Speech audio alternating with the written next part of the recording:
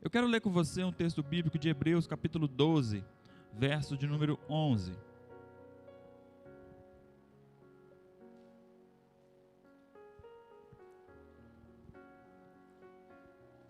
Tem lá? Isso. Troca para mim a nova tradução na língua de hoje, Gabi, fazendo favor.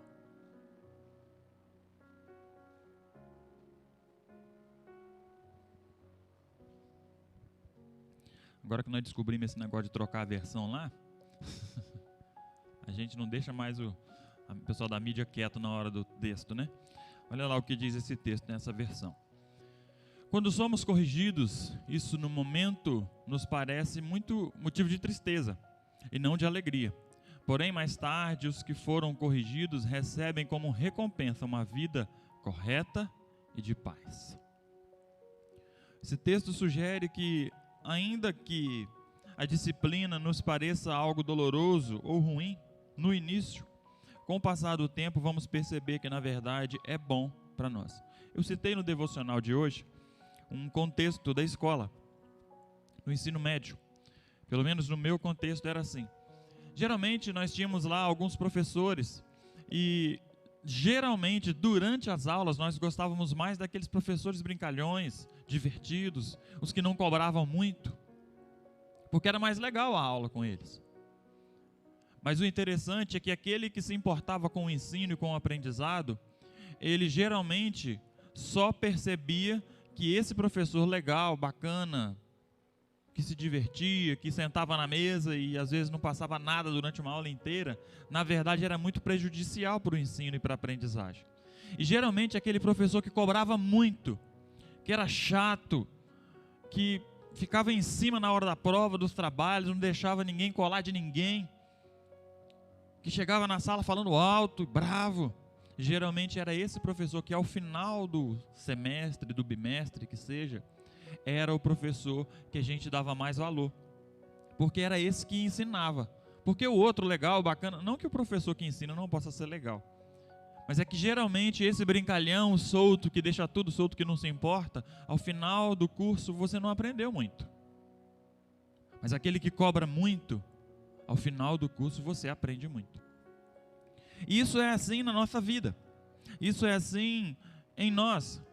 Muitos dos pais no tempo de hoje, aí a gente vai entrando no seio da família, muitos dos pais nos dias de hoje, que por vezes não são pais que corrigem os seus filhos, muito provavelmente serão redarguidos, serão exortados quando esse filho for adulto. Esses dias eu conversava com o Lucas e eu dizia para ele assim: meu filho, eu preciso corrigir você agora. Você sabe por quê? Porque se eu não corrigir você agora, se você não aprender lições agora, quando você for maior, você sabe quem vai corrigir você? A polícia. Aí você fala assim: nossa, pastor, mas você... isso eu estou mentindo, irmão? Se eu estiver mentindo, você fala. Porque se a gente não corrige, não cresce, não desenvolve. Aí você vai dizer: nossa, mas tem correções que são pesadas. Cada um é cada um, eu não vou criticar o jeito do outro. A gente precisa ter sabedoria, corrigir em amor, mas a gente precisa entender que a correção ajuda a crescer. Eu assisti no contexto da igreja, e não digo isso com mágoa, muito pelo contrário, digo isso glorificando a Deus porque isso aconteceu comigo. Eu vivi no contexto da igreja, os irmãos sabem, eu não vou dizer aquela expressão que eu nasci na igreja, porque eu não nasci na igreja, nasci no hospital e depois fui criado na igreja. Mas eu vivi o contexto na igreja de ser exortado de maneira dura, de eu ver o meu colega do lado fez coisa pior e não ser exortado igual. E naquele momento eu não entendia. Naquele momento eu achava que ele estava sendo duro comigo e não com o outro, estava passando a mão na cabeça do outro. Mas depois eu percebi que o resultado das nossas vidas, ele se deu diferente por causa da maneira como eu fui corrigido. Porque quando nós somos corrigidos, nós temos a chance de evoluir. Quando nós não somos corrigidos, nós achamos que tudo que estamos fazendo está certo. E aí a gente não evolui. A gente não melhora enquanto pessoa, enquanto gente. Se você observar, nenhuma pipa consegue alcançar uma altura maior se ela não tiver o que contrário? O vento contrário. Eu já usei essa expressão aqui com os irmãos. Nenhum marinheiro se torna um grande marinheiro se ele não for para um grande navio e ele pegar uma grande tempestade. Porque no mais, ele vai ser um navio comum, um marinheiro comum, como qualquer um outro. Dificilmente você vai ouvir falar de um piloto que salvou a vida de um monte de gente se ele só subiu e pousou. Agora, se ele passou por como é que é o nome daqui? Turbulência. Se ele passou por uma tempestade, se perdeu os motores, no final ele conseguiu pousar o avião e salvou todo mundo, aí você vai falar assim, isso aí é bom, hein? Só que às vezes a gente quer crescer e evoluir sem ter vento contrário. A gente quer crescer e evoluir sem ter alguém que nos exorte. Enquanto família, isso acontece e às vezes isso pode acontecer do cônjuge exortar o outro. É a hora que dá uns B.O., né? É assim, irmã Cristina? É a hora que dá uns B.O. Mas o segredo, inclusive, é aprender a lidar com isso também. É entender que a exortação do cônjuge, ela vale de ensinamento. Porque ninguém está sempre errado ou ninguém está sempre certo. Mas o que a gente precisa aprender é de que a correção e a disciplina pode doer no primeiro momento. Mas há um propósito de melhorar. Há um propósito de fazer evoluir. No meu contexto familiar, eu e Mauro somos duas pessoas que temos opiniões. Geralmente não escondemos as opiniões. Geralmente as expomos. E se a gente puder fazer uma comparação, nós somos duas pessoas de personalidade forte dentro da mesma casa. Quando você tem um que não tem personalidade forte e o outro tem, é até mais fácil, porque aquele fica quietinho e o outro fala um monte e aí fica por isso mesmo. Agora, e quando os dois são? Como é que é, irmã Cristina? Não é assim não? Mas geralmente, quando os dois têm personalidade forte, quando os dois falam o que pensam, falam o que acreditam, a possibilidade de conflito ela é maior. O grande segredo, o grande detalhe é entender que isso faz com que o outro cresça. Quando nós olhamos para nós, quando começamos o relacionamento, e quando olhamos para hoje, a nossa vida familiar, a nossa vida enquanto casal, nós temos a completa certeza de que todas as exortações que nós vivemos fora a família ou dentro da família, elas nos fizeram crescer, elas nos fizeram evoluir. Porque sem elas, muito provavelmente a gente ia achar que está certo. Eu brinquei com um negócio ali na EBD, uma fala do Cláudio Duarte, que ele fala assim, tem gente que está solteiro, quer casar e fica procurando a pessoa perfeita. Ele falou assim, se você encontrar, larga ela e vai achar outro. Porque se ele é perfeito, você vai estragar a vida dele. Porque você não é. Então o segredo, necessariamente, é entender que ninguém é perfeito e que nós estamos em constante evolução. E isso eu estou falando num contexto de vida, não estou falando nem necessariamente no contexto espiritual. Estou falando de melhorar enquanto pessoa, enquanto gente, enquanto ser humano. No contexto espiritual, nós temos inúmeras exortações da palavra de Deus. Acontece que às vezes a gente não gosta de ouvir de alguém. Porque quando você lê na Bíblia, você fala assim, tá bom, o Senhor falou, né? Mas quando a gente escuta, às vezes é mais difícil. E é mais difícil. É natural que seja. Mas a gente precisa assimilar e entender que a exortação ela nos faz crescer. Eu só não fui na sala das irmãs hoje, mas domingo que vem eu vou participar da sala das irmãs. Mas eu fiquei aqui um minutinho e aí o Will falou um negócio interessante. Ele falou assim, geralmente quando tem um sermão, o pastor prega, ou um irmão vem e prega, e aí a pessoa sai daqui e fala assim, nossa, que mensagem, né? Mensagem boa, né? Deus abençoe. Aí o Will falou bem assim, o que você vai fazer agora? Agora que a mensagem foi boa, porque ela só funciona, só tem resultado se tiver ação. Se não agir, se não mudar, se não fizer nada, não adiantou nada. Porque às vezes eu posso vir aqui pregar um maravilhoso sermão, não que eu esteja querendo levantar a bola do meu sermão, não é isso. Mas eu posso vir aqui, ou um irmão pode vir, a gente pode convidar um pastor e ele vem e o sermão é maravilhoso, mas não faz diferença se na sua vida não mudar. E geralmente a gente gosta daquele sermão que alisa, que fala de bênção. Ou glória. Que maravilhoso. Nossa, hoje eu recebi uma palavra. Tudo vai mudar na minha vida. Você não vai fazer nada, mas tudo vai mudar, porque a palavra é de bênção. Agora, o Willo brinca assim que às vezes eu estou pregando, e aí ele dá uma cutucada na Rosana e fala assim, ixi, hoje ele está batendo, hein? Mas a intenção, irmãos, ela é para que a gente evolua, para que a gente cresça. Se a gente observar, a gente vai perceber que não tem como evoluir sem exortação. E eu estou falando de perseguição não, tá? Porque o apóstolo Pedro vai falar a respeito, no livro de Pedro vai falar a respeito da exortação, da perseguição, que felizes são aqueles que são perseguidos. E não é as bem-aventuranças. Ele fala, felizes são aqueles cristãos que são perseguidos, porque isso é um sinal de que eles estão fazendo algo que é contrário ao mundo. Ponto. Aí ele está falando de perseguição. Mas aqui eu estou falando de exortação. Estou falando de correção. Porque a gente precisa sim ser corrigido. Pastor, você como pastor precisa ser corrigido? Com certeza. Porque eu venho para cá e tento corrigir também. Então, para que eu corrija melhor, eu também preciso ser corrigido em alguns momentos.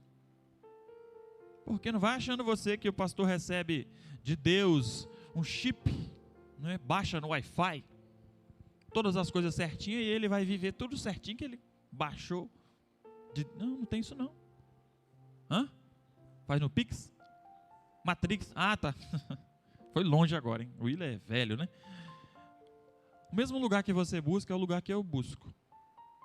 O mesmo lugar que você usa como regra de fé e prática é o lugar que eu faço. Então não há diferença entre nós nesse quesito. Não há diferença entre nós na maioria dos quesitos, na verdade. A gente aqui às vezes acha que o pastor é isso, que é aquilo. É nada, mesma coisa. Mesma coisa. Eu recebi de Deus um chamado que é diferente do seu chamado, só isso. No mais, é a mesma coisa. Então nós precisamos entender que há propósito de Deus na correção. Há propósito de Deus em nos corrigir. Você percebe Deus fazendo isso com o povo. Você percebe com o povo dele, o povo de Israel. Você percebe Deus fazendo isso, e aí você vai reparar o seguinte.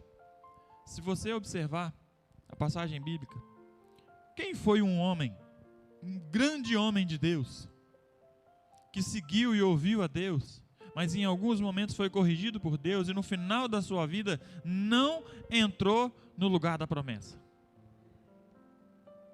Foi corrigido também, foi exortado também. Arão, nesse contexto. Aí você adianta um pouquinho, vamos para Davi. Foi corrigido? Muito. Você percebe que a Bíblia chama Davi de homem segundo o coração de Deus depois que ele já tinha feito um estrago. Foi corrigido também. E muito provavelmente se tornou um homem segundo o coração de Deus após ter sido corrigido. Adianta mais um pouco, vamos para Pedro.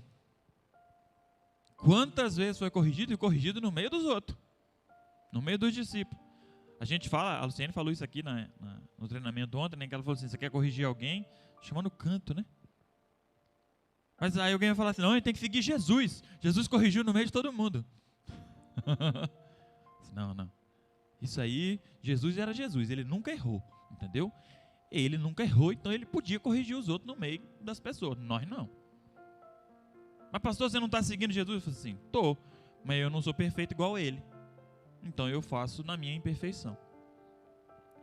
Mas nós precisamos entender que a correção tem propósito de nos fazer crescer, amadurecer e nos tornarmos melhores hoje do que fomos ontem. E melhores amanhã do que nós somos hoje. Esse é o propósito da correção, da exortação. Se a gente entender isso, se a gente perceber isso, a gente vai perceber que, como o texto diz de maneira muito clara, coloca lá para mim de novo, Gabi. Como o texto diz de maneira muito clara. Fantástico esse texto. Quando somos corrigidos, isso no momento nos parece motivo de tristeza e não de alegria. No momento. Porém, mais tarde, os que foram corrigidos recebem a recompensa de uma vida correta e de paz. Eu tenho certeza que todos os filhos que foram muito corrigidos pelos seus pais, Hoje a gente vive num contexto onde os filhos abraçam os pais, onde os filhos dizem que amam os pais, onde os pais dizem que amam os filhos. Você viveu isso, irmão Valdeci, no seu tempo? Dos pais dizer que amam os filhos, dos filhos dizer que amam os pais? Não. Mas por quê? Porque eles não amavam? Não, não é isso, eles amavam. A gente só não expressava. A gente não, que eu já sou um pouquinho mais pra cá, né? Como é que é? De outra maneira.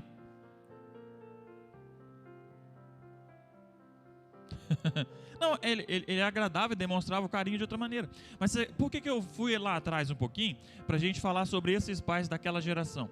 Porque esses pais daquela geração, muitos dos filhos, né, já mais adultos, mais experientes, hoje dizem assim, meu pai não falava que amava não, mas ó, mas apanhava. Aí você vai dizer assim, hoje, quando você olha para trás, para os seus pais, você tem carinho por eles? Tem respeito por eles? Sejam eles vivos ou não? Por quê? Porque você sabe que a correção fez você se tornar quem você é hoje. A correção faz com que a gente melhore.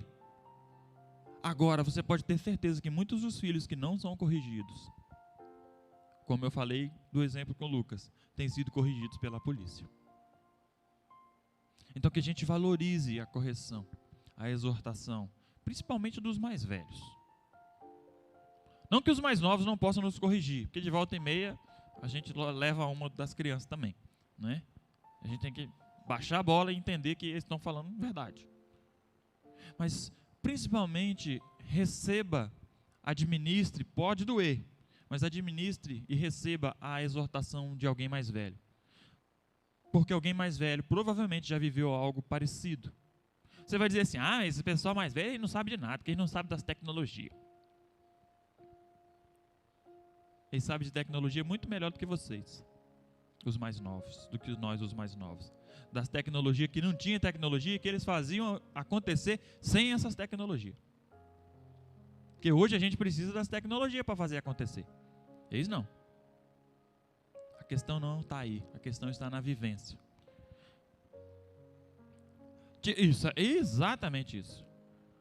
Os mais antigos faziam e acontecia sem ela. Os mais novos, se tirar a tecnologia, ficam perdidos. Não sabem o que fazer.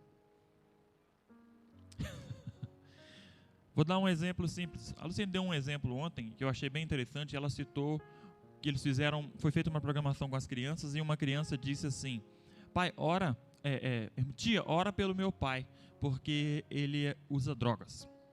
Uma criança de 4 ou 5 anos. E aí ela fez a pergunta para os irmãos assim, na classe ontem, você tem experiência do seu pai usar drogas? Então aquela criança tem mais autoridade para te ensinar sobre um pai que usa drogas do que você, certo? Beleza.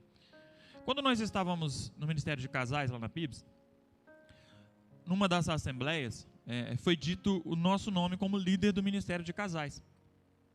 E aí aconteceu que um casal de mais experiência que nós, um casal que provavelmente tinha idade para ser nossos pais, pela idade dos filhos deles, eu estava no fundo do templo, eu ouvi ele falando, conversando com o irmão assim, não, porque líder de casais tinha que ser um casal mais experiente, porque eu e Mauro, a gente nem tinha filho na época ainda, não, tem que ser um casal mais experiente, um casal de mais anos de casado, né? E aí, eu não ia deixar passar, depois terminou o culto, falei assim, irmão, o problema, ele é duplo. Primeiro é de que não tem gente que tem essa experiência, que se dispõe. É a primeira questão. Não tem gente. Que se o senhor se dispor, vai ter um casal experiente para liderar. Se você se dispõe, então é o primeiro ponto. Segundo ponto, quem disse para o senhor que o senhor tem mais experiência de vida que eu? Aí eu falei assim, o senhor pode ter, sim, porque o senhor é mais velho. Tem filhos da minha idade. Mas eu vou fazer uma pergunta para o senhor já morou num orfanato? Aí ele deu aquela travada. Eu falei assim, eu já morei. O senhor teve padrasto? Apanhou muito do padrasto? O senhor já viveu isso? Isso. Então, ainda que sim, os mais velhos eles possam nos ensinar alguma coisa, a gente não pode também desvalorizar a experiência do outro. Porque a experiência do outro, ela pode sim nos ensinar alguma coisa.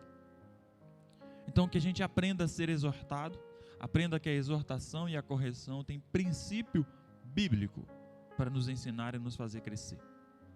Amém, queridos? Que Deus assim nos abençoe. Que Deus possa nos ensinar a cada dia, seja através da exortação, seja através da própria palavra dele, que por sua vez também nos exorta, que seja através da vida, para que a gente possa crescer, amadurecer e evoluir para a honra e para a glória do nosso Deus. Amém, queridos? Deus nos abençoe. Eu quero orar com você. Feche os seus olhos. Giovana, isso. Giovana foi testada, né? Pelo Luiz Carlos. Luiz Carlos, esposo da irmã Marlene, encontra-se internado. Não é? Ele foi fazer alguns exames, foi acometido de um câncer, foi fazer alguns exames e foi percebido que seria necessário a internação. Pude fazer uma visita para ele após essa descoberta e oramos ali com ele. Peço que os irmãos estejam orando também por ele, pela vida dele. Mas alguém, irmãos, quer fazer algum pedido, quer lembrar de alguma coisa que talvez eu esteja esquecendo? Se não, então nós vamos orar. Senhor, em nome de Jesus, nós oramos ao Senhor, clamamos ao Teu nome, te pedimos que o Senhor ouça as nossas orações. Nós te louvamos, te adoramos na beleza da Tua santidade, porque sabemos que o Senhor é santo, és poderoso. Te entregamos, ó Pai, as nossas vidas nesta manhã. Ouvimos a Tua palavra, fomos exortados com ela. Te pedimos que através dela o Senhor continue mudando as nossas vidas, transformando os nossos corações, nos fazendo pessoas melhores enquanto gente, enquanto seres humanos, mas também pessoas melhores na causa, no reino, para a glória do Senhor. Que no nome de Jesus o Senhor possa estar conosco, presente, manifestando a ação do Espírito Santo do Senhor que já habita em nós. Eu te peço que o Senhor abençoe a tua igreja, todos os nossos irmãos que estão aqui, os irmãos que porventura não puderam estar aqui, estão nos seus lares, os irmãos que participam através do culto online, que o Senhor possa estar alcançando a todos. Nós te pedimos porque sabemos que o nosso socorro vem das mãos do Senhor. Clamamos ao Senhor pela vida da irmã Giovana, que o Senhor possa estar abençoando a sua vida, a sua recuperação, toda a sua família. Clamamos ao Senhor pela vida do seu Luiz Carlos, que o Senhor possa, no nome de Jesus, ó Pai, restaurar a sua saúde, se for da tua vontade. Que o Senhor possa dar a ele a oportunidade de ouvir mais uma vez a tua palavra, de se render aos teus pés e reconhecer o Senhor como Senhor e Salvador de suas vidas. Que o Senhor possa, no nome de Jesus, alcançar a ele e toda a sua família, os guardando, os protegendo, bem como o Senhor possa alcançar a todos nós com a proteção poderosa dos seus anjos que acampam ao nosso redor, que cuida de nós e que nos livra de todo o mal. Eu te peço que o Senhor, em nome de Jesus, esteja conosco e prepare os nossos corações desde já para aquilo que vamos ouvir à noite, para o culto da noite. Que o Senhor possa estar conosco, nos conduzindo todos os dias. Isso é o que eu te peço no nome de Jesus. Amém.